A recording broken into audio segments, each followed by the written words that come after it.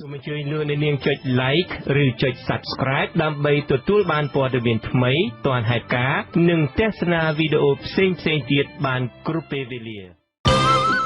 ក្រុមអ្នកជំនាញសិទ្ធិមនុស្សអង្គការសហប្រជាជាតិបារម្ភពីការចាប់ខ្លួននិងការយាយីលើអ្នកការពារសិទ្ធិមនុស្សនៅកម្ពុជាតុលាការខេត្តបៃលិនកាត់ទោសកម្មជនបកប្រឆាំង5នាក់ឲ្យជាប់ពន្ធនាគារពីបទរួមគំនិតក្បត់សកម្មជនគណៈបកសង្គ្រោះជាតិនៅប្រទេសថៃរក្សាជំហរចូលបំភ្លឺនៅតុលាការបើមេដឹកនាំបកអាចចូលស្រុកបានអ្នកវិភាគថាចំណូលបានមកពីវិស័យប្រេងនឹងមិនអាចជួយកម្ពុជាឲ្យឈប់ពឹងផ្អែកលើជំនួយនិងកម្ចីពីបរទេស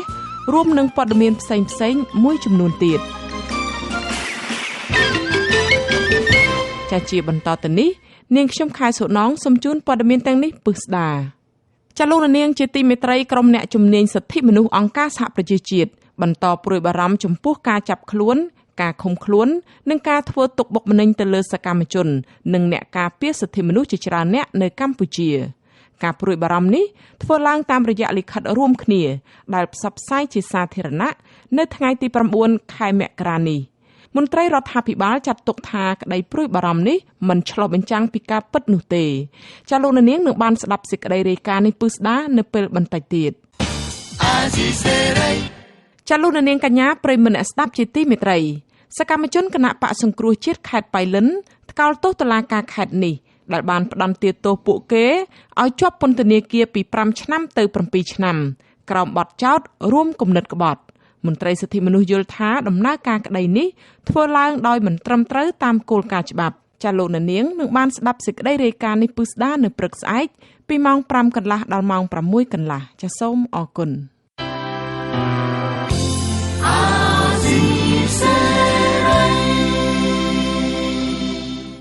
ចាលោកនាងកញ្ញាប្រិយមិត្តអ្នកស្ដាប់ជាទីមេត្រីក្រុមអ្នកជំនាញសិទ្ធិមនុស្សអង្គការសហប្រជាជាតិបន្តព្រួយបារម្ភចំពោះការចាប់ខ្លួនការឃុំខ្លួននិងការធ្វើទុកបុកម្នេញទៅលើសកម្មជននិងអ្នកការពារសិទ្ធិមនុស្សជាច្រើនអ្នកនៅកម្ពុជា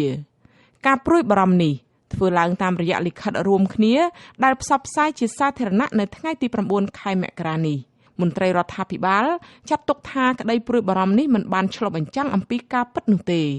ចាលោកយុនសាមៀនរាយការណ៍អំពីរឿងនេះអ្នកជំនាញសិទ្ធិមនុស្សអង្គការសហប្រជាជាតិចំនួន6រូបសម្ដែងការព្រួយបារម្ភចំពោះករណីអាញាធរកម្ពុជាដែលបានចាប់ខ្លួនឆ្លូបមើលគំរាមកំហែងនិងប្រើប្រាស់កម្លាំងហួសហេតុបង្ក្រាបទៅលើសកម្មជននិងអ្នកការពារសិទ្ធិមនុស្សដោយសារតែពួកគេអនុវត្តសិទ្ធិសេរីភាពជួបប្រជុំដោយសន្តិវិធីនិងការបញ្ចេញមតិជាដើមក្រុមអ្នកជំនាញអង្គការសហប្រជាជាតិដែលចូលរួមសម្ដែងកង្វល់នោះមានដូចជាអ្នករាយការណ៍ពិសេសទទួលបន្ទុកសិទ្ធិមនុស្សនៅកម្ពុជាអ្នកស្រី Rona Smith ក្រុមការងារស្ដីពីការឃុំខ្លួនតាមទំនើងចិត្តអ្នករាយការណ៍ពិសេសផ្នែកលើកកម្ពស់និងការពារសិទ្ធិបញ្ចេញមតិអ្នករាយការណ៍ពិសេសផ្នែកសិទ្ធិជួបជុំដោយសន្តិវិធីនិងការចងក្រងជាសមាគមព្រមទាំងអ្នករាយការណ៍ពិសេសទទួលបន្ទុកផ្នែកស្ថានភាពអ្នកការពារសិទ្ធិមនុស្សនិងក្រុមការងារស្ដីពីការរើសអើងប្រឆាំងនឹងស្ត្រីនិងក្មេងស្រីក្រុមអ្នកជំនាញអង្គការសហប្រជាជាតិថ្លែងក្នុងលិខិតរួមអំពីករណីចាប់ខ្លួនតាមទំនើងចិត្តលើសកម្មជនសិទ្ធិការងារនិងព្រំដែនលោករងឈុននិងករណីបង្ក្រាបដោយហិង្សាព្រមទាំងការចាប់ឃុំខ្លួនសកម្មជនអ្នកនយោបាយនិងយុវជនយ៉ាងហោចណាស់20នាក់ផ្សេងទៀតពួកគេត្រូវបានអាជ្ញាធរចាប់ខ្លួនដោយសារតែការតវ៉ាដោយសន្តិវិធីទាមទារឲ្យដោះលែងលោករងឈុននិងគម្រោងប្រមូលផ្ដុំធ្វើបាតកម្មទាមទារយុត្តិធម៌សង្គមនៅទីលានប្រជាធិបតេយ្យនិងការធ្វើសកម្មភាពការងារបរិស្ថានជាដើមក្រុមអ្នកជំនាញអង្គការសហប្រជាជាតិទទូចជាថ្មីទៀតឲ្យរដ្ឋាភិបាលលោកហ៊ុនសែនផ្ដល់ភស្តុតាងនិងពន្យល់ពីមូលហេតុច្បាប់នៃការចាប់ខ្លួនអ្នកទាំងនោះដោយសារតែការស្នើសុំនាពេលកន្លងទៅនៅមិនទាន់ឃើញមានការឆ្លើយតបពីក្រសួងការបរទេសកម្ពុជានៅឡើយទេគិតមកត្រឹមថ្ងៃទី8មករាអ្នកនាំពាក្យគណៈកម្មាធិការសិទ្ធិមនុស្សរបស់រដ្ឋាភិបាលលោកកតាអូនបន្តការពារវិធានការរបស់រដ្ឋាភិបាលកន្លងមកថាជាការអនុវត្តច្បាប់ លោកចាត់ទុកថាក្តីបារម្ភរបស់ក្រុមអ្នកជំនាញសិទ្ធិមនុស្សអង្គការសហប្រជាជាតិនេះធ្វើឡើងដោយខ្វះការស្រាវជ្រាវព័ត៌មានឲ្យបានច្បាស់លាស់ដូច្នេះហើយនិយាយឃើញថាកង្វល់នេះវាគ្រាន់តែជាកង្វល់មួយដែលមិនទាន់មានមូលដ្ឋានវិទ្យាយុទ្ធនៅឡើយសម្រាប់ដំណើរការប្រតិបត្តិចំពោះអ្នកទាំងនោះ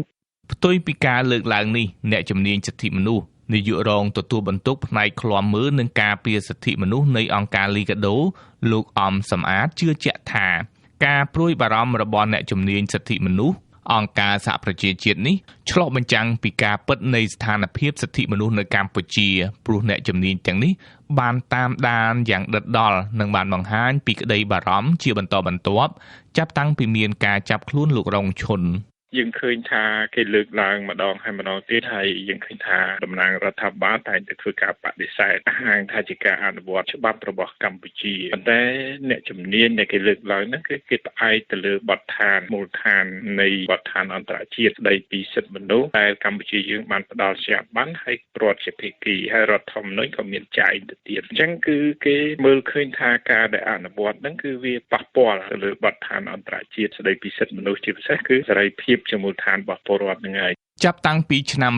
2020រហូតដល់ដើមឆ្នាំ2021នេះរបបលោកហ៊ុនសែនបានចាប់ខ្លួនអ្នកការពារសិទ្ធិមនុស្សសកម្មជនសង្គមសកម្មជនបរិស្ថាននិងសកម្មជននយោបាយដាក់ពន្ធនាគារជាង50នាក់ហើយពីបទញុះញង់និងរួមគំនិតក្បត់ក្រុមអ្នកសង្កេតការណ៍បានចាត់ទុកករណីទាំងនេះថាជារឿងនយោបាយដើម្បីបំបិទសិទ្ធិពលរដ្ឋនិងកម្ចាត់កម្លាំងគាំទ្រដែលនៅសេសសល់ចុងក្រោយរបស់គណៈបកសង្គ្រោះជាតិអ្នកការពារសិទ្ធិមនុស្សលោកអំសំអាតគូបញ្ជាក់ថាប្រសិនបើរដ្ឋាភិបាលនៅតែមិនព្រមកែប្រែឥរិយាបថតាមអនុសាសន៍របស់ក្រុមអ្នកជំនាញអង្គការសហប្រជាជាតិនិងសហភាពអឺរ៉ុបនោះទេកម្ពុជានឹងបាត់បង់ផលប្រយោជន៍បន្ថែមទៀតខ្ញុំយុនសាមៀនអាស៊ីសេរីប្រធានាធិបតី Washington ចាលោករនាងកញ្ញាប្រិយមិត្តអ្នកស្ដាប់ជាទីមេត្រី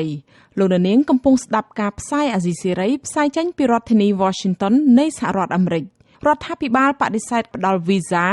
និងសុពលភាពលិខិតឆ្លងដែនឲ្យថ្នាក់ដឹកនាំគណៈបកប្រឆាំងដែលមានបំណងវិលចូលកម្ពុជាដើម្បីតតាំងក្តីក្នុងតុលាការគណៈបកសង្គ្រោះជាតិនិងអ្នកជំនាញច្បាប់ថាតុលាការនិងរដ្ឋាភិបាលមានកាតព្វកិច្ចសម្របសម្រួលឲ្យអ្នកនយោបាយគណៈបកប្រឆាំងវិលចូលកម្ពុជាវិញព្រោះពួកគេមានសិទ្ធិទទួលបានការជំនុំជម្រះក្តីដោយយុត្តិធម៌នៅចំពោះមុខតុលាការចាលោកនាងនឹងបានស្ដាប់សេចក្តីរាយការណ៍នេះពិស្ដានៅពេលបន្តិចទៀតនេះ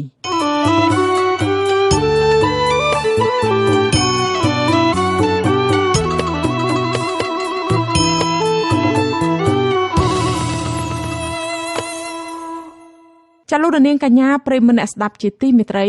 មន្ត្រីសហជីពនិងសង្គមស៊ីវិលបារម្ភបាត់ប្រព័ន្ធអនុគ្រោះពន្ធទូទៅឬ GSP របស់អាមេរិកដោយសារតែកម្មវិធីអនុគ្រោះពន្ធទូទៅនោះបានផុតរលត់សុពលភាពកាលពីដាច់ឆ្នាំ2020និងមិនទាន់មានតម្រុយណាមួយថាសភាអាមេរិកនឹងផ្ដល់សុពលភាពវិញនោះនៅឡើយទេចាប់ពីរដ្ឋធានី Washington លោកមួងណារ៉េតរាយការណ៍ជុំវិញរឿងនេះការព្រួយបារម្ភរបស់មន្ត្រីសហជីពនិងអង្គការសង្គមស៊ីវិលនេះគឺកើតឡើងដោយសារតែកម្មវិធីចាស់នៃការផ្ដល់ប្រព័ន្ធការអនុគ្រោះពន្ធទូទៅឬក៏ GSP របស់សហរដ្ឋអាមេរិកលើផលិតផលធ្វើដំណើរដល់ថ្ងៃផុតកំណត់ទៅហើយក៏ប៉ុន្តែបែរជាមិនទាន់ត្រូវបានសភាអនុម័តឲ្យទាន់ពេលវេលាកម្មវិធីអនុគ្រោះពន្ធទូទៅលើផលិតផលធ្វើដំណើរដែលអាមេរិកផ្ដល់ឲ្យកម្ពុជានោះបានផុតកំណត់កាលពីថ្ងៃទី31ខែធ្នូឆ្នាំ2020សភាអាមេរិកក្នុងអាណត្តិប្រធានាធិបតី Donald Trump នៃគណៈបក្សសាធារណរដ្ឋមិនបានអនុម័តច្បាប់ដើម្បីផ្ដល់សុពលភាពដល់កម្មវិធីនេះឡើងវិញអាណត្តិរបស់លោក Trump នឹងត្រូវបញ្ចប់នៅថ្ងៃទី20ខែមករាខាងមុខនៅថ្ងៃទី20ខែមករានោះប្រធានាធិបតីជាប់ឆ្នោតថ្មីគឺលោក Joe Biden នៃគណៈបកប្រជាធិបតេយ្យនឹងចូលកាន់តំណែងរួចហើយរៀបចំក្បាលម៉ាស៊ីនដឹកនាំរដ្ឋាភិបាលថ្មីមន្ត្រីអង្គការសង្គមស៊ីវិលផ្នែកសិទ្ធិការងារថាកម្ពុជាកំពុងតែស្ថិតលើកំណាត់ផ្លូវដ៏ស្រពិចស្រពិលនិងលំបាកលំបិនមួយនឹងអាចបាត់បង់ប្រព័ន្ធការអនុគ្រោះពន្ធទូទៅនេះទៀតផងយោងទៅតាមស្ថានភាពអាក្រក់បច្ចុប្បន្ននៅកម្ពុជានាយកប្រតិបត្តិនៃអង្គការសង្ត្រាល់លោកមឿនដុល្លារថាភាពល្អកកនៃទំនាក់ទំនងរវាងរដ្ឋាភិបាលកម្ពុជានិងសហរដ្ឋអាមេរិកក្នុងរយៈពេលជាង3ឆ្នាំចុងក្រោយនេះជាពិសេសតាំងតែពីរំលាយគណៈបក្សសង្គ្រោះជាតិនោះមកធ្វើឲ្យកម្ពុជាពិបាកនឹងបញ្ចុះបញ្ចូលឲ្យអាមេរិកកុំដាក់ទណ្ឌកម្មកម្ពុជាណាស់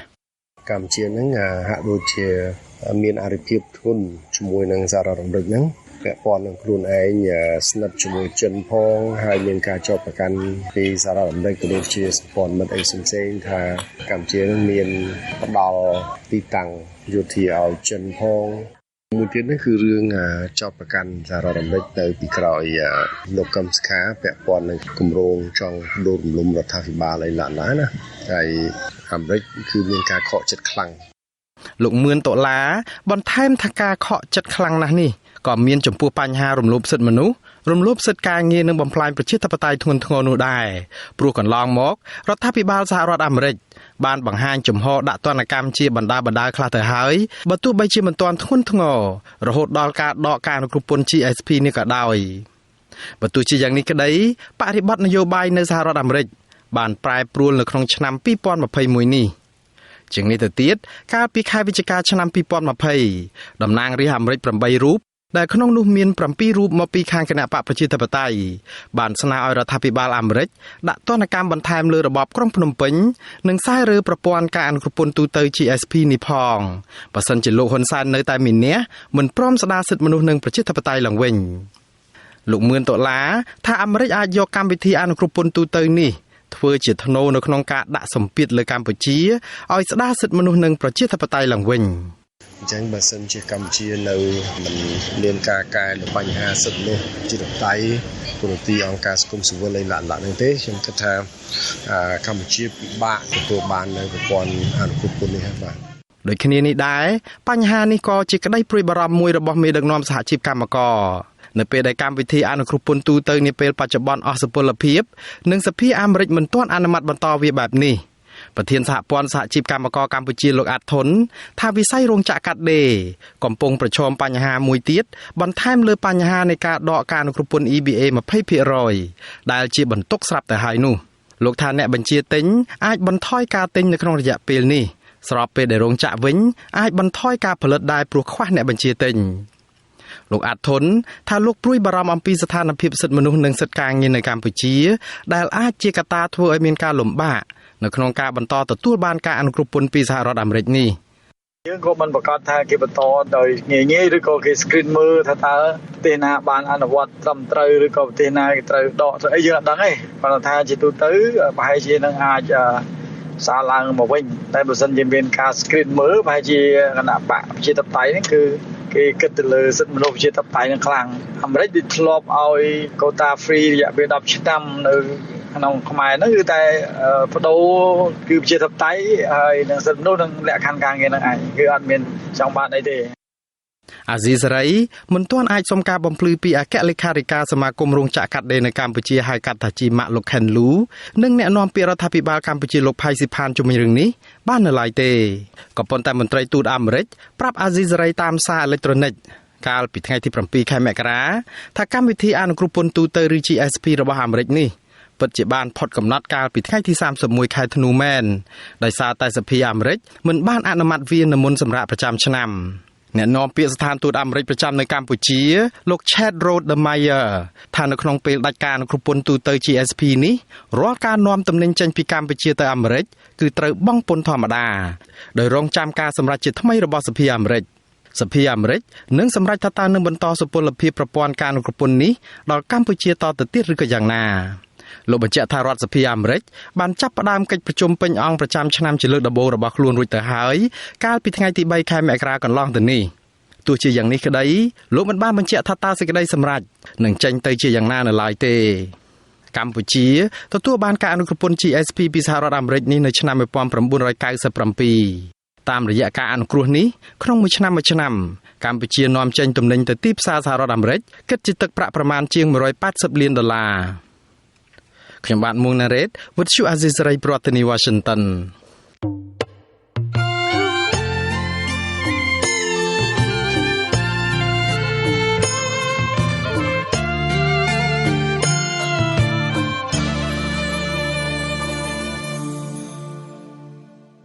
ចលនានាងកញ្ញាប្រិមនៈស្ដាប់ជាទីមេត្រីសេចក្តីរាយការណ៍តាក់ទងទៅនឹងជំហររបស់សកម្មជនគណៈបកសង្គ្រោះជាតិចូលសវនាការវិញសកម្មជនគណៈបកសង្គ្រោះជាតិនៅឯក្រៅស្រុកឲ្យដឹងថាពួកគេនឹងចូលរួមសវនាការជំនុំជម្រះនៅថ្ងៃទី14ខែមករាខាងមុខប្រសិនបើមេដឹកនាំរបស់ពួកគេអាចវិលចូលស្រុកវិញបាន មេធាវីការពារក្តីឲ្យសកម្មជនទាំងនោះថ្លែងថាលោកចង់ឃើញកូនក្តីមានវត្តមានតតាំងក្តីនៅតុលាការឲ្យបានគ្រប់គ្នាដែរចាលោកហេងរស្មីរាយការណ៍ព័ត៌មាននេះសកម្មជនគណបកសង្គ្រោះជាតិមួយចំនួននៅក្នុងប្រទេសថៃលើកឡើងថាពួកគេមិនពិបាកក្នុងការធ្វើដំណើរទៅប្រទេសកម្ពុជាដើម្បីទៅបំភ្លឺនៅក្នុងតុលាការនោះទេប៉ុន្តែពួកគេរងចាំទៅជាមួយនឹងថ្នាក់ដឹកនាំរបស់ខ្លួនដែលកំពុងស្វាត់ស្វែងចូលប្រទេសកម្ពុជានៅក្នុងខែមករានេះសកម្មជនគណបកសង្គ្រោះជាតិលោកអូនពៅដែលមានឈ្មោះត្រូវឡើងនៅក្នុងតុលាការនៅថ្ងៃទី14មករានេះនិយាយថាការចាប់ប្រកាន់លោកនេះគឺជារឿងនយោបាយលោកថាដើម្បីឲ្យការជំនុំជម្រះមានភាពយុត្តិធម៌លុះត្រាតែថ្ងៃបើកសវនាការមានវត្តមានថ្នាក់ដឹកនាំគណៈបកសង្គ្រោះជាតិនិងសកម្មជនផ្សេងទៀតចូលរួមខ្ញុំគិតថាវាគឺជារឿងអយុត្តិធម៌បំផុតសម្រាប់ពួកខ្ញុំដែលជាសកម្មជនគណៈបកជាតិទាំងពួកខ្ញុំបានប្រព្រឹត្តអ្វីសោះគេចោទប្រកាន់ពួកយើងខ្ញុំនេះគឺជារឿងអយុត្តិធម៌បំផុតសកម្មជនគណៈបកសង្គ្រោះជាតិម្នាក់ទៀតលោកតោនិមលសរសេរនៅលើ Facebook របស់លោកថាក្នុងនាមជាប្រជាពលរដ្ឋលោករីករាយសហការជាមួយនឹងតុលាការសកម្មជនបកប្រឆាំងរូបនេះស្នើឲ្យរដ្ឋាភិបាលនិងតុលាការត្រូវតែគោរពសិទ្ធិលោកនិងថ្នាក់ដឹកនាំគណៈបកសង្គ្រោះជាតិដែលជាប់បណ្ដឹងនៅក្នុងតុលាការអាចចូលស្រុកបានគ្រប់គ្នាលោកតោនិមលប្រាប់អាស៊ីសេរីថារឿងនេះជារឿងនយោបាយដូច្នេះលោកចង់ឃើញឲ្យមានដំណោះស្រាយតាមផ្លូវនយោបាយបាទបងពីព្រោះថាទាំងអស់នេះវាមិនមែនជារឿងបទអក្រិតអីមួយឬក៏សម្រាប់ផ្លត់នេះទេអានេះគឺជារឿងបទនយោបាយសិក្សាហ្មងអញ្ចឹងហើយបើសិនជាក្នុងករណីជាបទនយោបាយអញ្ចឹងយើងនៅដោះស្រាយតាមវិធីនយោបាយអញ្ចឹងត្រូវមានការនាំនយោបាយសម្ដីខ្លួនដែលគេដឹកនាំទៅមិនមែនចេះទៅអីតាមទៅអំពើចិត្តដែលគិតចង់បានទេក្នុងនាមជាពលរដ្ឋគឺត្រូវមានគិតការពីខ្លួនយ៉ាងណាបើគ្មានការប្រែប្រួលតុលាការក្រុងភ្នំពេញនឹងជំនុំជម្រះក្តីពីបទរួមគំនិតក្បត់និងញុះញង់បង្កឲ្យមានភាពវឹកវរធ្ងន់ធ្ងរដល់សន្តិសុខសង្គមដែលមានជនជាប់ចោទទៅថ្នាក់ដឹកនាំនិងសកម្មជនគណបកសង្គ្រោះជាតិទាំងអស់ចំនួន47នាក់ក្នុងនោះក៏មានលោកសំរងស៊ីផងដែរថ្នាក់ដឹកនាំគណបកសង្គ្រោះជាតិដែលដឹកនាំដោយអនុប្រធានគណបកអ្នកស្រីមូសុខួរកំពុងស្វាត់ស្វែងចូលប្រទេសកម្ពុជាថ្នាក់ដឹកនាំគណៈបកសង្គ្រោះជាតិបានសម្រេចលើកពេលនៃការធ្វើមាតុភូមិនិវត្តន៍លើកទី2ពីថ្ងៃទី4ទៅថ្ងៃទី15ខែមករាវិញដើម្បីស្វែងរកជើងយន្តហោះថ្មីខណៈជើងយន្តហោះគ្រោងមកកាលពីថ្ងៃទី4ខែមករាត្រូវក្រុមហ៊ុនផ្អាកដោយសារបញ្ហា COVID-19 មេធាវីការពារក្តីឲ្យសកម្មជនគណៈបកសង្គ្រោះជាតិលោកសំសកុងនិយាយថាតាមគោលការណ៍ច្បាប់គឺទាមទារឲ្យមានវត្តមានកូនក្តីរបស់លោកនៅក្នុងសវនាការលោកថាក្នុងសំណុំរឿងនេះមានជនជាប់ចោទស្ទើរតែទាំងអស់ជាកូនក្តីរបស់លោកមេធាវីឲ្យដឹងទៀតថាពេលនេះកូនក្តីរបស់លោកដែលជាថ្នាក់ដឹកនាំគណៈបកសង្គ្រោះជាតិកំពុងស្វាត់ស្វែងសុំអន្តរាគមន៍ពីព្រះមហាក្សត្រនិងស្ថាប័នក្រុមប្រឹក្សានៃអង្គចៅក្រមដើម្បីចូលរួមតតាំងក្តីនៅក្នុងតុលាការទៅអន្តរាគមន៍ទៅព្រះមហាក្សត្រផងទៅខាងរដ្ឋាភិបាលដើម្បីឲ្យធ្វើយ៉ាងណាឲ្យពួកគាត់អាចមកត្រឡប់មកចូលប្រទេសកម្ពុជាដើម្បីចូលរួមនៅក្នុងនីតិវិធីរបស់តុលាការដើម្បីការពារសិទ្ធិខ្លួនឯងផងការពារបទចោទខ្លួនឯងផងដើម្បីកុំឲ្យចូលមហាជីធ្វើអន្តររបស់គាត់ណាហើយនៅការប្រើប្រាស់សិទ្ធិដែលជំនាញដោយច្បាប់គឺអន្តរជាតិផងតែកតិនទៅនឹងសំណុំរឿងបកប្រឆាំងនេះសាលាដំបងរាជធានីភ្នំពេញនៅថ្ងៃទី22មករាគ្រងនឹងជំនុំជម្រះក្តីពីបទរួមគំនិតក្បត់និងញុះញង់បង្កឲ្យមានភាពវឹកវរធ្ងន់ធ្ងរដល់សន្តិសុខសង្គមនិងញុះញង់កុំឲ្យយោធិនស្ដាប់បង្គាប់សំណុំរឿងទី1មានជនជាប់ចោទសរុប21នាក់ក្នុងនោះមានលោកសំរងស៊ីម្នាក់ផងដែរនៅថ្ងៃទី29ខែមករាដដែលតុលាការគ្រងនឹងបើកសវនាការលើសំណុំរឿងឧបឃាតដែលមានក្បាលម៉ាស៊ីនគណៈបកចំនួន9រូបក្នុងនោះរួមមានលោកសំរងស៊ីដូចគ្នាចំណែកនៅដើមខែមីនាតុលាការក្រុងភ្នំពេញគ្រងនឹងបើកសវនាការជំនុំជម្រះពីបទរួមគំនិតក្បត់និងញុះញង់បង្កឲ្យមានភាពវឹកវរធ្ងន់ធ្ងរដល់សន្តិសុខសង្គមដែលសំណុំរឿងនេះភាគីជាច្រើនជាសកម្មជនគណៈបកសង្គ្រោះជាតិសរុបទាំងអស់67នាក់ខ្ញុំបាទហេងរស្មីអាស៊ីសេរីពីរដ្ឋធានី Washington ចាលោកនាងកញ្ញាប្រិយមិត្តអ្នកស្ដាប់ជាទីមេត្រីសេចក្តីរាយការណ៍តាក់ទងទៅនឹងស្ថានភាពចំនួនដីធ្លីនៅឯខេត្តព្រះសីហនុវិញសមត្ថកិច្ចនៃស្នងការដ្ឋាននគរបាលខេត្តព្រះសីហនុដាក់កម្លាំងចាប់ខ្លួនពលរដ្ឋមានចំនួនដីធ្លីម្នាក់តាមដីកាបង្គាប់របស់តុលាការកំពូលឲ្យជាប់ពន្ធនាគារ10ខែពីបទរារាំងការអនុវត្តសាលក្រមដែលសម្រេចកាលពីឆ្នាំ2014អ្នកភូមិថាការចាប់ខ្លួននេះធ្វើឡើងក្រោយពេលដែលលោកស្រីអេងវ៉ាន់ធ្វើដំណើរពីផ្ទះមកផ្សារវិញនៅឯសហគមន៍អូខ្សាច់សង្កាត់អូត្រេសស្រុកស្ទឹងហៅ ចាលោកសេកបណ្ឌិតរាយការណ៍អំពីរឿងនេះលោកស្រីលុញពីនរៀបរាប់ថាសមត្ថកិច្ចជាច្រើនអ្នកចុះទៅឡោមព័ទ្ធចាប់ម្ដាយលោកស្រីនៅផ្ទះវេលាម៉ោងប្រហែល10ព្រឹកថ្ងៃទី9មករាខណៈពួកគាត់មិនដឹងថាមានរឿងអ្វីកើតឡើងនោះទេលោកស្រីបន្តថាខាងសមត្ថកិច្ចមិនបានបង្ហាញដីកាចាប់ខ្លួនពីតុលាការឲ្យក្រុមគ្រួសារនិងអ្នកភូមិដទៃទៀតបានឃើញនោះទេនៅពេលដែលពួកគាត់ស្រែកសួររកដីកាចាប់ខ្លួននោះលោកស្រីចាត់ទុកការចាប់ខ្លួនម្ដាយរបស់គាត់ទាំងបង្ខំបែបនេះថាជារឿងអយុត្តិធម៌ចំពោះប្រជាពលរដ្ឋស្លូតត្រង់លោកស្រីស្នើសុំទៅដល់អាជ្ញាធរខេត្តនិងតុលាការសូមឲ្យដោះលែងម្ដាយរបស់ខ្លួនគឺលោកស្រីអេងវ៉ាន់ឲ្យមានសេរីភាពមកជួបជុំគ្រួសារវិញព្រោះគាត់មានវ័យចាស់និងមានជំងឺប្រចាំកាយជាទៅពេលដែលខ្ញុំលឺភ្លាមគឺខ្ញុំថតទៅព្រោះម៉ាក់ខ្ញុំគាត់អត់ដែរមានរឿងអីចឹងកាត់ឡើងចឹងណាហើយសូមសំណូមពរឲ្យគាត់ជួយមើលថាខាងបណ្ឌិតខាងនេះអីនឹងឲ្យច្បាស់ម្ដងទៀតព្រោះឲ្យម៉ាក់ខ្ញុំអត់មានពាក់ព័ន្ធអីមានបញ្ហាអីមួយអ្នកណាផងហ្នឹងតំណាងសហគមន៍អូខ្សាច់លោកហ៊ីរ៉ាឲ្យដឹងថាសមត្ថកិច្ចចាប់ខ្លួនសកម្មជនដីធ្លីនៃសហគមន៍អូខ្សាច់លោកស្រីអេងវ៉ាន់បញ្ជូនខ្លួនទៅស្នងការដ្ឋាននគរបាលខេត្តបរសៃនុរួចបន្តយកទៅឃុំនៅក្នុងពន្ធនាគារខេត្តតាមសាលក្រមស្ថាពររបស់តុលាការកំពូលក្នុងរឿងចំនួនដីធ្លីកាលពីជាង10ឆ្នាំមុនលោកបន្តថាការចាប់ខ្លួននេះសមត្ថកិច្ចអនុវត្តតាមដីកាសម្រេចរបស់តុលាការដែលចេញកាលពីឆ្នាំ2014តម្រូវឲ្យលោកស្រីអេងវ៉ាន់ជាប់ពន្ធនាគារ10ខែក្រោយពីចាញ់ក្តីអតីតចៅសង្កាត់លេខ1ក្រុងបរសៃនុលោកផុនសារឿនខ្ញុំក៏មិនសូវយល់ពីរឿងហ្នឹងដែរព្រោះថាគាត់ក៏បានប្តឹងនៅសុំតុលាការសុំជំនះសារជាថ្មីកន្លងមករហូតតែអត់មានប្រសិទ្ធភាពបាទរហូតតែក៏គាត់អត់ដឹងថាគាត់ហ្នឹងមានពីបត្តិជាប់ពន្ធនាគារ10ខែហ្នឹងដែរគាត់អត់ដឹងដែររហូតដល់គាត់ព្រឹកមិញគាត់មកវិសាដល់ផ្ទះឃើញកម្លាំងសមត្ថកិច្ចខាត់ខ្លួនគាត់យកទៅបញ្ជូនទៅស្នងការបើស្នងការគេបញ្ជូនមកគាត់មកចូលពន្ធនាគារអាស៊ីសេរីនៅពុំទាន់អាចសុំការបញ្ជាក់អំពីរឿងនេះពីស្នងការនគរបាលខេត្តបរសៃនុលោកជួននរិននិងអ្នកនាំពាក្យសាលាដំបងខេត្តបរសៃនុលោកយឹមប៊ុនណារ៉េតបានទេដោយទូរស័ព្ទហៅចូលច្រើនដងតែគ្មានអ្នកទទួល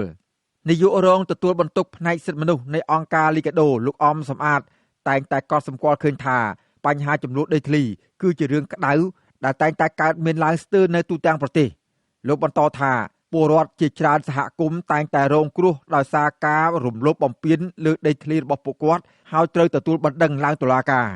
លោកយល់ថារឿងនេះអាចធ្វើឲ្យមជ្ឈដ្ឋានទូទៅគិតថាមិនស័ក្តិសមឡើយព្រោះថាសារដីការបស់តុលាការកំពូលមកលើលោកស្រីអេងវ៉ាន់គឺមានរយៈពេលយូរឆ្នាំមកហើយទើបសមត្ថកិច្ចមកចាប់ខ្លួនដាក់ពន្ធនាគារនៅពេលនេះគាត់តាមរយៈពេលនេះឃើញថាជនត្រូវបានចាប់ខ្លួនហ្នឹងគាត់មានការចូលរួមសកម្មជាមួយនឹងសហគមន៍ដីធ្លីណាបាទអញ្ចឹងសកម្មភាពរបស់គាត់នេះក៏ជាការកត់សម្គាល់របស់គេដែរខ្ញុំគិតថារឿងទាំងអស់នេះក៏ជាមូលហេតុដែលនាំឲ្យគេអនុវត្តទៅតាមនីការនឹងទៀតពីព្រោះបើសិនជាការអនុវត្តនឹង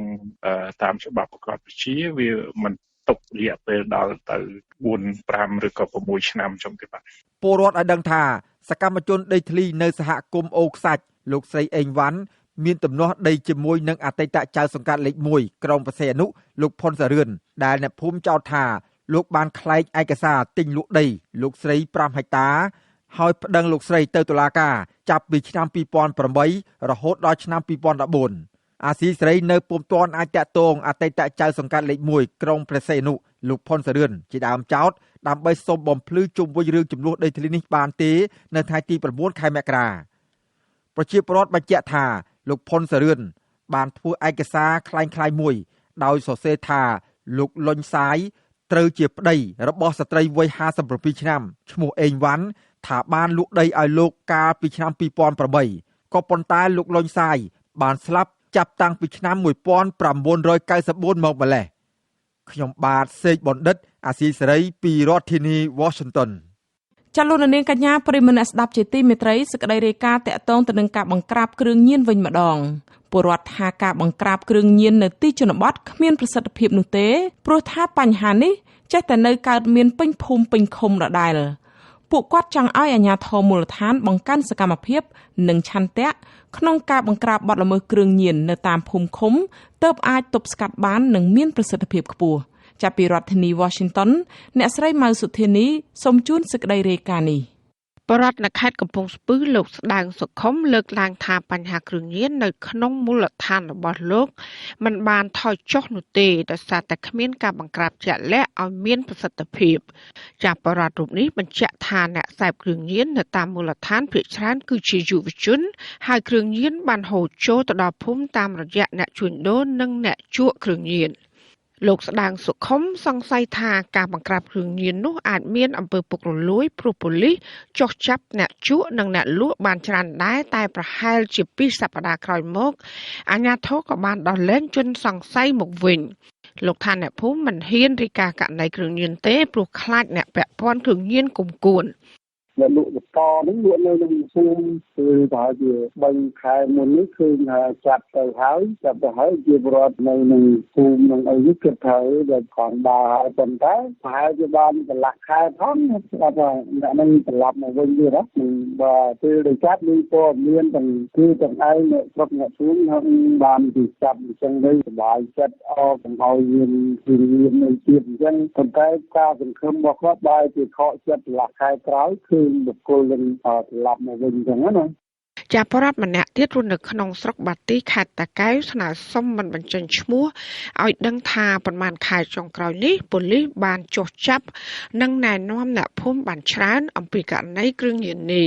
លោកស្រីចង់ឲ្យអាជ្ញាធរបង្កើនការបង្ក្រាបនិងណែនាំបរិវត្តថែមទៀតដើម្បីលុបបំបាត់គ្រឿងញៀននៅក្នុងភូមិឃុំចាបរដ្ឋលើកឡើងពីក្តីកង្វល់និងសំណើបែបនេះក្រោយដែលរដ្ឋមន្ត្រីក្រសួងមហាផ្ទៃលោកសខេងបានអំពាវនាវឲ្យអាជ្ញាធរទូទាំងប្រទេសពង្រឹងសមត្ថភាពទប់ស្កាត់បញ្ហាគ្រឿងញៀននៅតាមមូលដ្ឋានឲ្យកាន់តែមានប្រសិទ្ធភាពខ្ពស់ក្នុងគោលបំណងឲ្យភូមិឃុំគ្មានគ្រឿងញៀនចាស៊ីស្រីមិនអាចតតងអគ្គស្នងការរងនគរបាលជាតិទទួលបន្ទុកផែនការប្រឆាំងបទល្មើសគ្រឿងញៀនលោកម៉ាក់ជីតូដើម្បីសុំការឆ្លើយតបទៅនឹងកង្វល់និងសំណើរបស់ប្រជាប្រដ្ឋបានទេនៅថ្ងៃទី9ខែមករានេះដោយសារតែទូរស័ព្ទហៅចូលតែគ្មានអ្នកទទួលចាប្រធានមជ្ឈមណ្ឌលប្រជាប្រដ្ឋដើម្បីសន្តិភាពនិងអភិវឌ្ឍលោកចង់កំអេងសង្កេតឃើញថាបញ្ហាគ្រឿងញៀនដែលរីករាលដាលទៅដល់ទីជនបទនោះគ្មានសញ្ញាថយចុះទេបើទោះបីជាមានការបង្ក្រាបជាបន្តបន្ទាប់ក៏ដោយលោកថាបញ្ហានេះបណ្ដាលមកពីអាជ្ញាធរមូលដ្ឋានបើកការបង្ក្រាបតែមួយប្រាវនៅពេលដែលមានបទបញ្ជាពីថ្នាក់លើ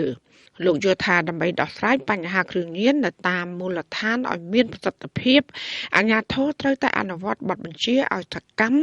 ក្នុងការបង្ក្រាបបទល្មើសគ្រឿងញៀនហើយអាជ្ញាធរត្រូវតែលើកទឹកចិត្តនិងមិនត្រូវយកទោសបរិវត្តណាដែលរាយការណ៍បញ្ហាគ្រឿងញៀននោះទេអ្នកបច្ចេកវិទ្យាយោបល់នោះគ្នាមានបញ្ហាណាបាទត្រូវបានគេចោទកាន់អីចឹងទៅធ្វើឲ្យគ្នាខ្លាចរអាក្នុងការបច្ចេកវិទ្យាយោបល់ទៀតនឹងជារឿងមួយសំខាន់បើចង់ឲ្យគ្រឿងញៀនអាចបង្ក្រាបបានដោយប្រសិទ្ធភាពត្រូវតែបើកចំហការនិយាយអំពីគ្រឿងញៀនបានច្រើនហើយនឹងឲ្យមានការតាមដានការត្រួតពិនិត្យពីក្រសួងនោះឲ្យបានដដល់ហើយនឹងឲ្យមន្ត្រីអនុវត្តជំនាញហ្នឹងគឺត្រូវតែចាត់តាំងឲ្យអនុវត្តឲ្យច្បាស់លាស់បាទហើយនឹងមានរចនាសម្ព័ន្ធនៃការអនុវត្តច្បាប់នោះឲ្យបានខ្លាំងក្លាហើយជប់ជាប្រចាំបាទបានអាចទៅបានរបាយការណ៍របស់អគ្គស្នងការដ្ឋាននគរបាលជាតិបង្ហាញថាបទល្មើសគ្រឿងញៀនក្នុងឆ្នាំ2020បានកើនឡើងជាងឆ្នាំ2019ក្នុងឆ្នាំ2020សមត្ថកិច្ចបង្ក្រាបបទល្មើសគ្រឿងញៀនជាង 10000 ករណីដោយឃាត់ខ្លួនមនុស្សបានជាង 20000 នាក់ចំណែកកាលពីឆ្នាំ2019សមត្ថកិច្ចបង្ក្រាបបានជិត 10000 ករណីនិងឃាត់ខ្លួនជនសង្ស័យបានប្រមាណជា 20000 នាក់ចាលោកសខេងធ្លាប់បំផុសចលនាឲ្យអាជ្ញាធរនិងបរដ្ឋចូលរួមទប់ស្កាត់គ្រឿងញៀនដោយលើកទ្រឹស្ដី3កុំ1រាយការណ៍គឺកុំពាក់ព័ន្ធកុំអន្តរាគមន៍កុំលើកលែងនិងត្រូវផ្ដល់ព័ត៌មានឲ្យសមត្ថកិច្ចអំពីមុខសញ្ញាជួញដូរចែកចាយប្រើប្រាស់ទីតាំងកែច្នៃផលិតនិងទីតាំងស្តុកគ្រឿងញៀនចាទោះបីជាយ៉ាងណាបរដ្ឋយល់ឃើញថាវិធានការរបស់រដ្ឋមន្ត្រីក្រសួងមហាផ្ទៃរូបនេះគឺមិនមានប្រសិទ្ធភាពទេពីព្រោះសមត្ថកិច្ចខ្លះមានពាក់ព័ន្ធនឹងបទល្មើសគ្រឿងញៀនមានអំពើពុករលួយក្នុងការចាប់និងការដោះលែងមកវិញជាពិសេសគឺมันអាចបង្ក្រាបមេខ្លោងជាឈ្មួញគ្រឿងញៀនធំបានចានាងខ្ញុំហៃសុធានីអាទ្រីសេរីពីរដ្ឋធានី Washington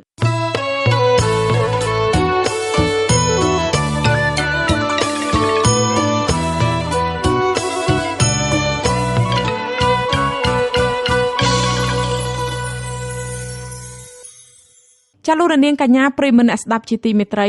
រដ្ឋាភិបាលបដិសេធផ្ដល់វីសា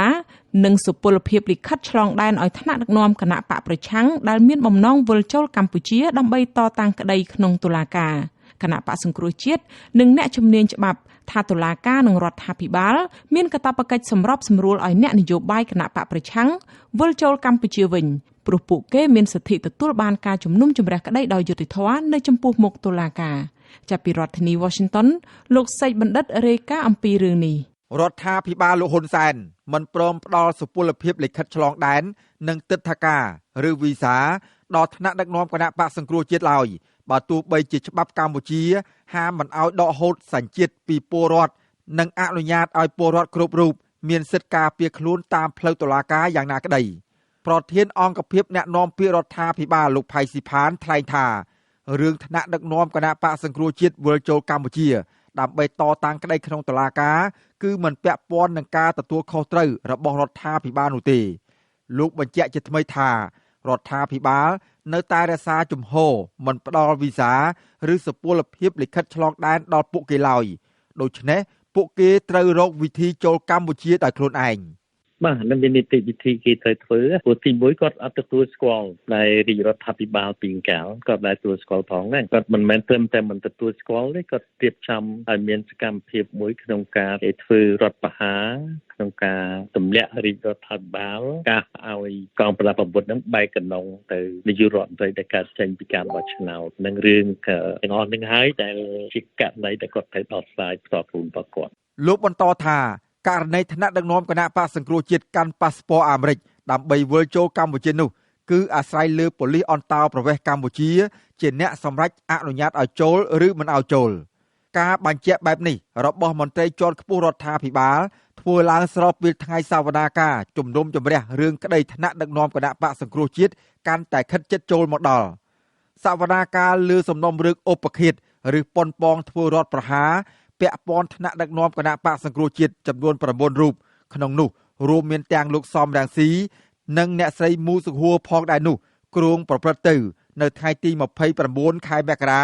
បន្ទាប់ពីត្រូវបានលើកពេល2ដងរួចមកហើយព្រោះមន្ត្រីគណៈបកប្រឆាំងទាំងនោះមិនអាចវិលចូលស្រុកបានជាមួយគ្នានេះតុលាការក៏គ្រងជំនុំជម្រះរឿងក្តីមួយទៀតដែរដែលមានថ្នាក់ដឹកនាំនិងសកម្មជនគណៈបកប្រឆាំងជា100នាក់ពាក់ព័ន្ធនឹងបទចោទរួមគំនិតក្បត់និងញុះញង់នៅថ្ងៃទី14ខែមករានិងនៅថ្ងៃទី4ខែមីនាខាងមុខ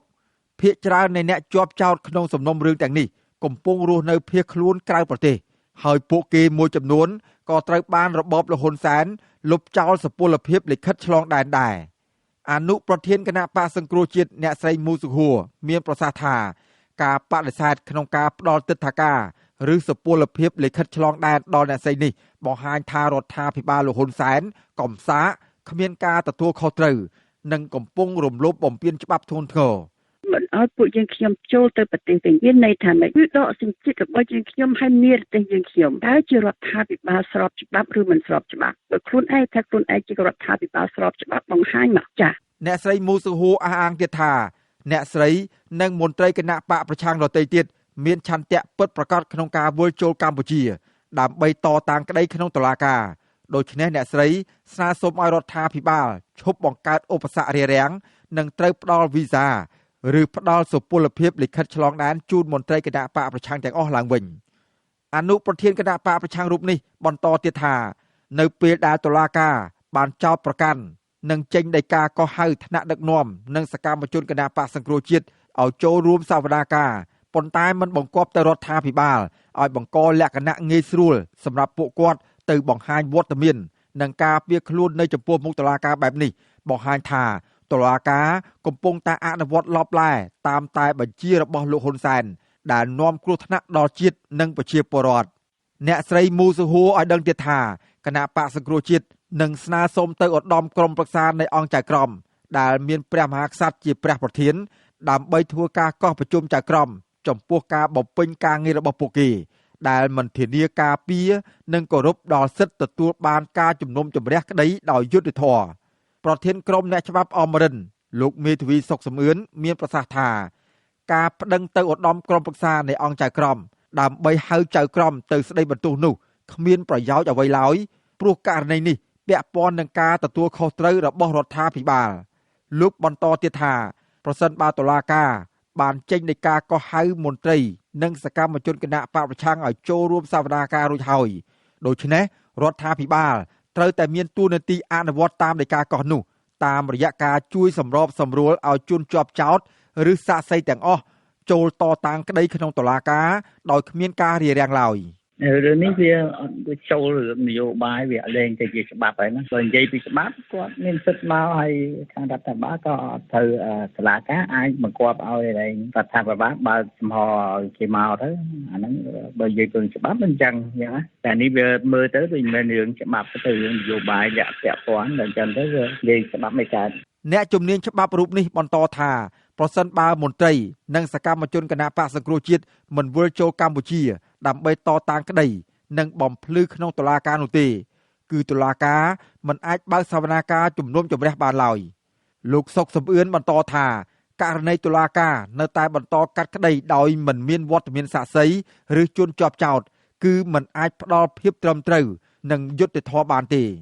ថាប្រសិនបើតុលាការក៏កាត់ក្តីដោយអត់ខ្វល់ពីរឿងសាក្សីអត់ខ្វល់ពីរឿងអីហើយចេះតែបើកសវនាការកាត់ក្តីទៅមានន័យថាការកាត់ក្តីនោះវាអត់យុត្តិធម៌ទេហើយកាលណាអត់យុត្តិធម៌ប្រជារាស្ត្របើសិនប្រជារាស្ត្រគេអត់ដឹងវាមិនអីបើប្រជារាស្ត្រគេដឹងគេវាយតម្លៃទាបទៅលើប្រព័ន្ធតុលាការនឹងហើយអាហ្នឹងជាធម្មតាវាតែអញ្ចឹងហ្នឹងអ្នកជំនាញច្បាប់រូបនេះបន្តថាប្រសិនបើមន្ត្រីនិងសកម្មជនគណៈបកសង្គ្រោះជាតិមិនវិលចូលកម្ពុជាដើម្បីតតាំងក្តីនិងបំភ្លឺក្នុងតុលាការនោះទេគឺតុលាការមិនអាចបើកសវនាការជំនុំជម្រះបានឡើយលោកសុកសំអឿនបន្តថាករណីតុលាការនៅតែបន្តកាត់ក្តីដោយមិនមានវត្តមានសាក្សី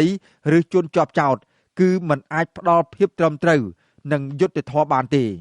អ្នកដឹកនាំគម្រោងវិលទៅកម្ពុជាវិញនៃគណៈបកសង្គ្រោះជាតិគឺអ្នកស្រីមុកសុហួរអះអាងថា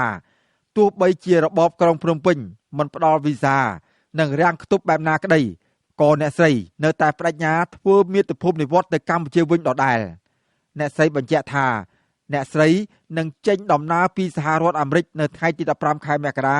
តាមក្រុមហ៊ុនអាកាសចរសង្ហបុរី Singapore Airlines ដោយកាន់ប៉ាសពតអាមេរិកទៅដល់ទីតាំងចុងក្រោយអ្នកស្រីបញ្ជាក់ថា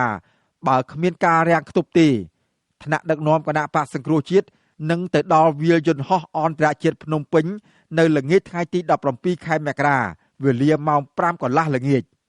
ខ្ញុំបាទសេកបណ្ឌិតអាស៊ីសេរីពីរដ្ឋធានី Washington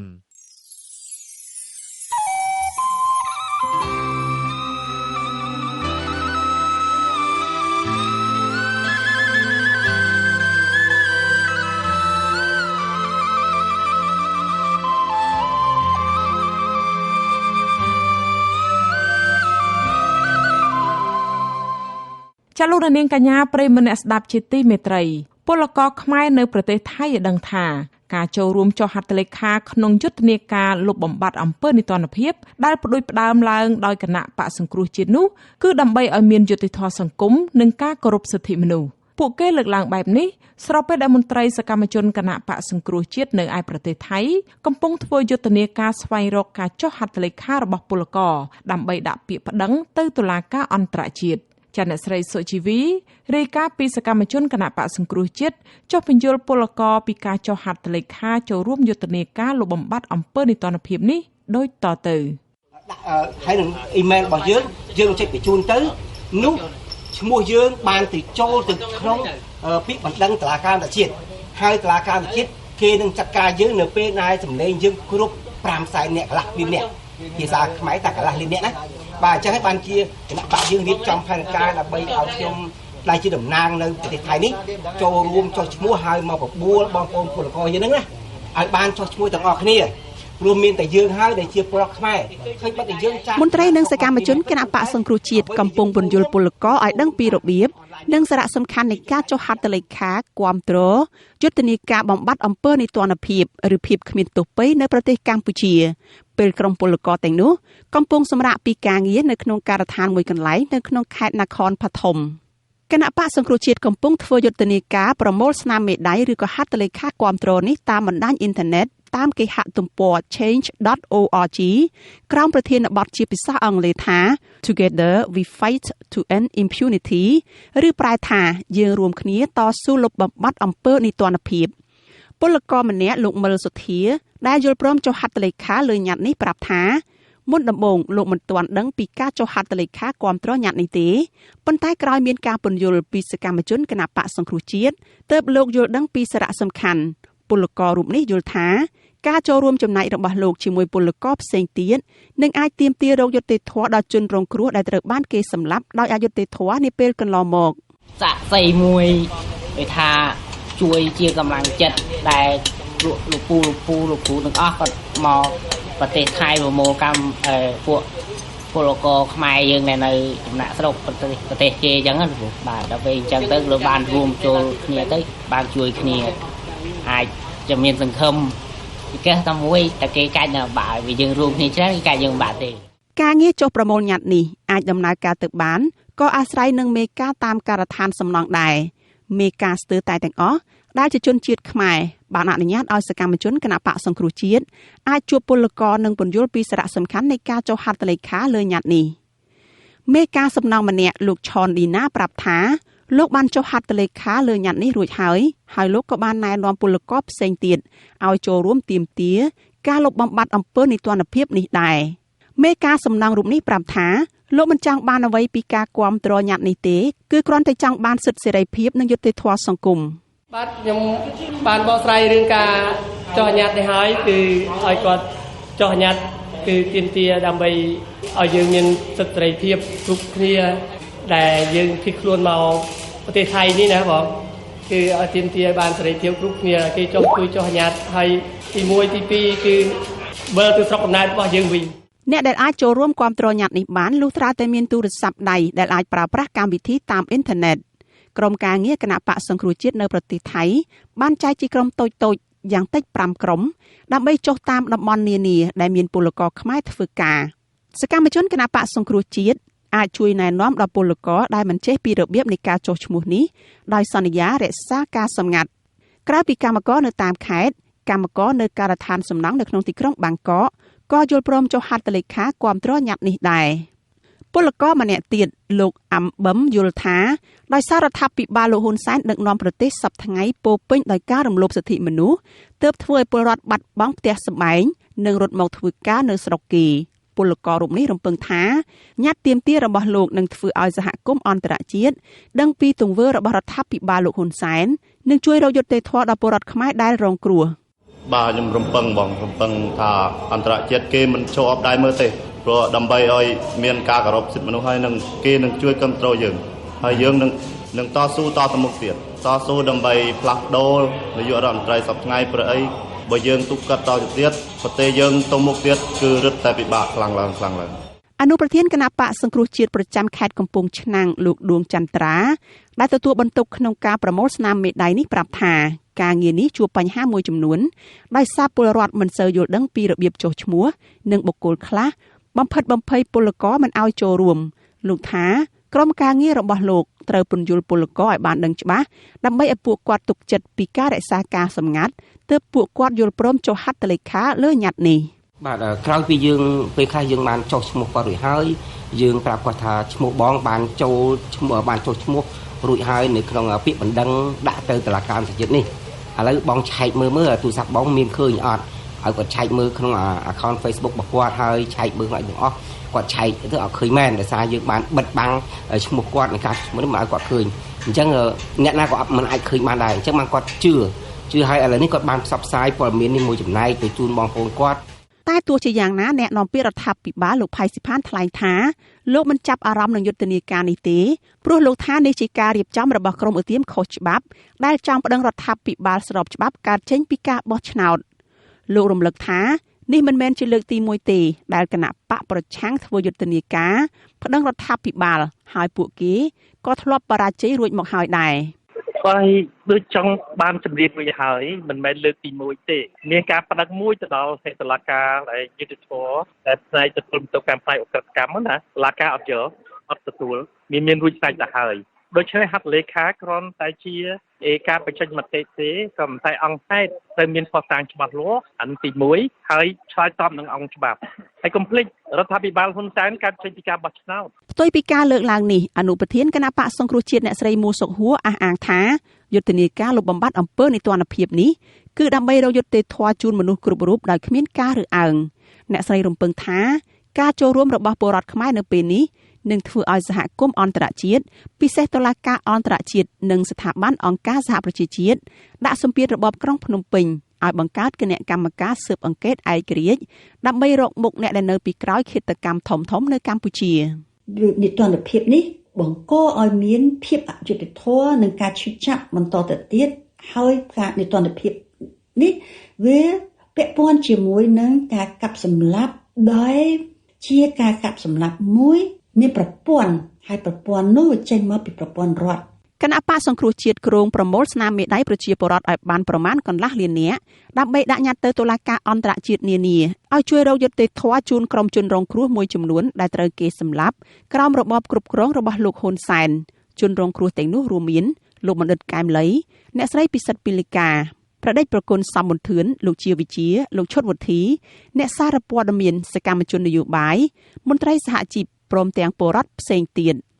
យុទ្ធនាការបញ្ចប់អំពើនីតិរដ្ឋភាពនៅកម្ពុជាមានអ្នកចូលរួមចុះហត្ថលេខាជាង 50,000 នាក់ហើយគិតត្រឹមល្ងាចថ្ងៃទី 7 ខែមករាក្រៅពីយុទ្ធនាការតាមអនឡាញនេះគណៈបកសង្គ្រោះជាតិក៏កំពុងរៀបចំសៀវភៅសដែលចងក្រងរឿងរ៉ាវនៃការធ្វើទុកបុកម្នេញនិងការសម្លាប់មនុស្សក្រៅប្រព័ន្ធច្បាប់ក្រោមការគ្រប់គ្រងរបស់លោកហ៊ុនសែនផងដែរនាងខ្ញុំសុជីវីអាស៊ីសេរីរាយការណ៍ប្រធានាធិបតី Washington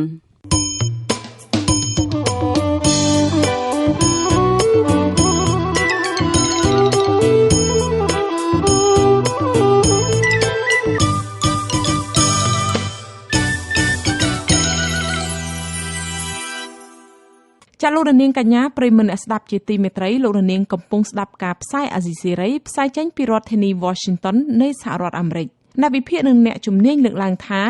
ចំណូលបានមកពីវិស័យប្រេងនឹងមិនអាចជួយទ្រទ្រង់កម្ពុជាឲ្យឈប់ពឹងផ្អែកលើជំនួយនិងកម្ចីពីបរទេសនៅឡើយទេ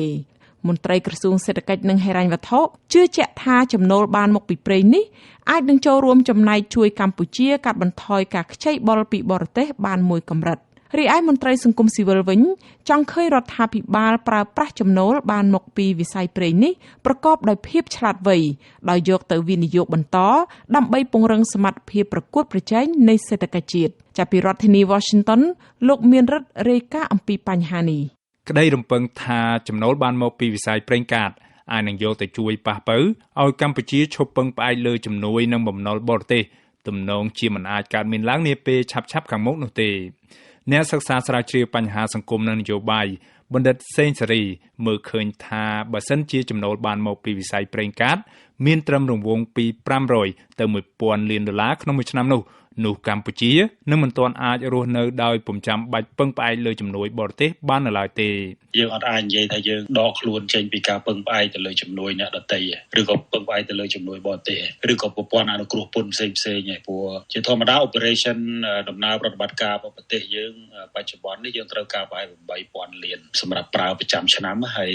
រាល់លើករៀងរាល់ឆ្នាំហ្នឹងយើងឃើញថារដ្ឋាភិបាលតែងតែខ្ចីគេដើម្បីយកមកប្រគ្រប់ក្នុងការប្រើប្រាស់ណាយ៉ាងណាបណ្ឌិតសេងសេរីយល់ថាប៉ះសិនបើចំណូលបានមកពីវិស័យប្រេងកាតនេះអាចមានក្នុងចន្លោះពី500ទៅ1000លានដុល្លារអាមេរិកនៅក្នុងមួយខែវិញនោះទើបកម្ពុជាអាចយកទៅប៉ះប៉ូវលើចំណាយប្រតិបត្តិការរបស់ប្រទេសទាំងមូលបានយើងអាចប្រហែលជាបាន 12,000 លានក្នុងមួយឆ្នាំណាអញ្ចឹងក៏ជាសញ្ញាណល្អមួយដែរដែលយើងឃើញថា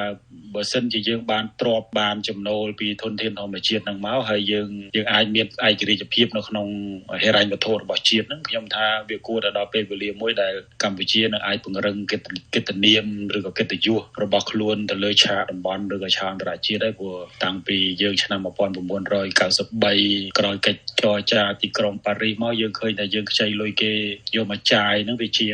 ង30ឆ្នាំទៅហើយរីឯអ្នកជំនាញកិច្ចការអន្តរជាតិបណ្ឌិតអៀសផលយល់ថាកម្រិតរំពឹងទុកនៃចំណូលបានមកពីវិស័យប្រេងកាតនេះនឹងមិនអាចឲ្យកម្ពុជាឈប់ពឹងផ្អែកលើវិនិយោគពីបរទេស ជាពិសេសពីប្រទេសចិនបាននោះទេ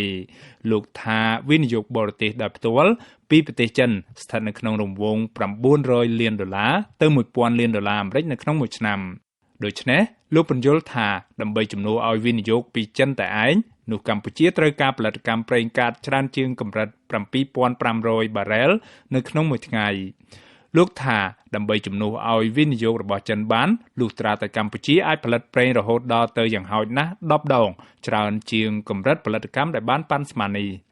បច្ចុប្បន្ននៅមិនទាន់មានការប៉ាន់ស្មានជាក់លាក់អំពីចំណូលដែលកម្ពុជាអាចនឹងរកបានពីវិស័យប្រេងកាតនេះបាននៅឡើយទេផលិតកម្មប្រេងនៅមិនទាន់មានភាពច្បាស់លាស់ហើយកំពុងស្ថិតនៅក្នុងដំណាក់កាលដំបូងនៅឡើយអាស៊ីសេរីបានព្យាយាមតាក់ទងអគ្គនាយកប្រេងកាតនៃក្រសួងរាយនឹងធម្មពលលោកជាបសួរដើម្បីសុំការពន្យល់ជុំវិញការរំពឹងទុកនៃចំណូលបានមកពីវិស័យប្រេងនេះក៏ប៉ុន្តែលោកប្រាប់ថាជាប់រវល់ប្រជុំកាលពីថ្ងៃទី8 ខែមករាលោកជាបសួរក៏នៅមិនទាន់ឆ្លើយតបសំណួរអាស៊ីសេរីតាមបណ្ដាញសង្គម Telegram នៅឡើយដែរយ៉ាងណាកន្លងទៅលោកធ្លាប់ថ្លែងប្រាប់សារព័ត៌មានក្នុងស្រុកថាកម្ពុជាអាចប្រើពេលពី8 ឆ្នាំទៅ9 ឆ្នាំដើម្បីផលិតប្រេងបានជាង30 លានបារ៉ែលពីតំបន់អប្សរានៃប្លុក A ចំនួនផលិតកម្មនេះគិតជាទឹកប្រាក់លើទីផ្សារបច្ចុប្បន្នកម្ពុជាអាចរកប្រាក់បានពីប្រេងប្រមាណជាង$1,500 លានដោយនៅពុំទាន់គិតពីការកាត់កងផ្សេងៗកន្លងទៅកាលពីឆ្នាំ2019កម្ពុជាធ្លាប់រំពឹងថាចំណូលដំបូងពីការលក់ប្រេងអាចមានក្នុងរង្វង់$500 លាននៅក្នុងមួយឆ្នាំនៅក្នុងពេលដែលអត្រាផលិតកម្មប្រេងឈានដល់កម្រិតកំពូលគឺ7,500 បារ៉ែលនៅក្នុងមួយថ្ងៃរីឯអ្នកនាំពាក្យក្រសួងសេដ្ឋកិច្ចនិងហិរញ្ញវត្ថុលោកមាសសុកសេនសានប្រាប់អាស៊ីសេរីនៅថ្ងៃទី8 មករាថា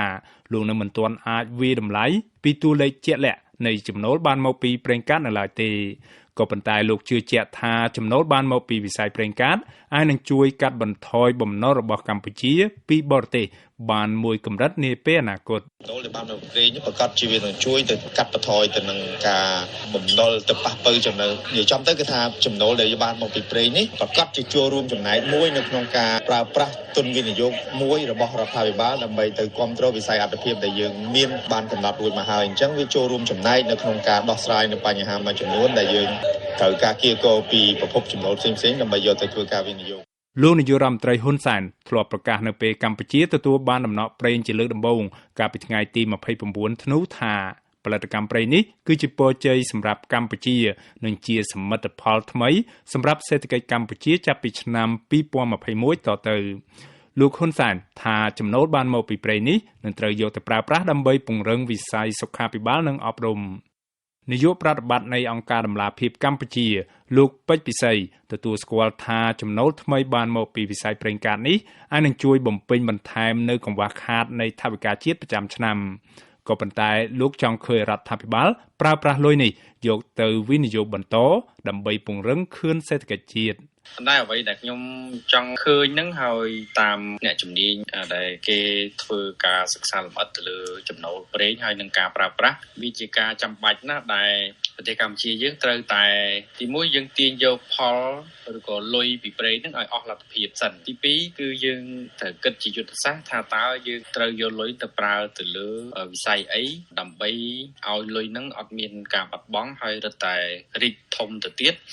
ហើយអាចបន្តជួយកសាងសេដ្ឋកិច្ចសង្គមយើងទៅមុខបានលោកពេជ្រពិសីចង់ឃើញរដ្ឋាភិបាលយកគំរូនៃការអនុវត្តល្អៗរបស់បណ្ដាប្រទេសមួយចំនួនពាក់ព័ន្ធទៅនឹងការគ្រប់គ្រងនិងការប្រើប្រាស់ចំណូលបានមកពីវិស័យប្រេងកាតនេះប្រកបដោយប្រសិទ្ធភាពមន្ត្រីអង្គការសង្គមស៊ីវិលរូបនេះមិនរំពឹងទេថាកម្ពុជាអាចនឹងមានឯករាជ្យភាពផ្នែកហិរញ្ញវត្ថុនិងឈប់ខ្ចីបុលលុយពីបរទេសដោយសារតែចំណូលបានពីប្រេងនៅក្នុងរយៈពេលដ៏ខ្លីខាងមុខនោះខ្ញុំអាចទស្សទីស្មានថាក្នុងរយៈពេល3ឆ្នាំទៅមុខហ្នឹងយើងនឹងមានទំហំថវិកាតែខ្វះខាតហ្នឹងរឹតតែធំហើយខ្ចីគេរឹតតែច្រើនជាងហ្នឹងហើយបើយើងគិតពីផលប៉ះពាល់រយៈពេលវែងប្រហែលជាប្រឡោះ5ឆ្នាំទៅមុខទៀតហ្នឹងយើងអាចមានស្ថិរភាពសេដ្ឋកិច្ចឡើងវិញហើយបើសិនជាយើងដើរល្អសុខភាព ភាពបរិញ្ញថុកសុខភាពសេដ្ឋកិច្ចយើងអាចបានជាមធ្យម7ចុចឡើងវិញអញ្ចឹងបើសួរថាតើយើងពេលណាយើងមានលុយគ្រប់ប្រហែលជាខ្ញុំអាចសន្និដ្ឋានថាពី5ឆ្នាំទៅ10ឆ្នាំមកបានយើងអាចមានលទ្ធភាពផ្គត់ផ្គង់ថវិកាដោយខ្លួនឯងបានដោយមិនពឹងលុយកម្ចីឬក៏លុយម្ចាស់ជំនួយបាទអស់រយៈពេលជាង3ទសវត្សរ៍មកហើយដែលសេដ្ឋកិច្ចកម្ពុជានៅបន្តពឹងផ្អែកលើជំនួយនិងកម្ចីពីបរទេសជាពិសេសពីប្រទេសចិនកម្ពុជាត្រូវការថវិកាបន្ថែមជាមធ្យមប្រមាណជាង$2000 លានអាមេរិកនៅក្នុងមួយឆ្នាំដើម្បីយកទៅបង្ក្រប់ការចំណាយផ្សេងៗនៃប្រតិបត្តិការរបស់រដ្ឋគិតត្រឹមពាក់កណ្ដាលឆ្នាំ2020កម្ពុជាជំពាក់បំណុលអន្តរជាតិសរុបជិត$8500 លានហើយក្នុងនោះចិនគឺជាម្ចាស់បំណុលធំជាងគេរបស់កម្ពុជាដែលកម្ពុជាបានជំពាក់សរុបប្រមាណជាង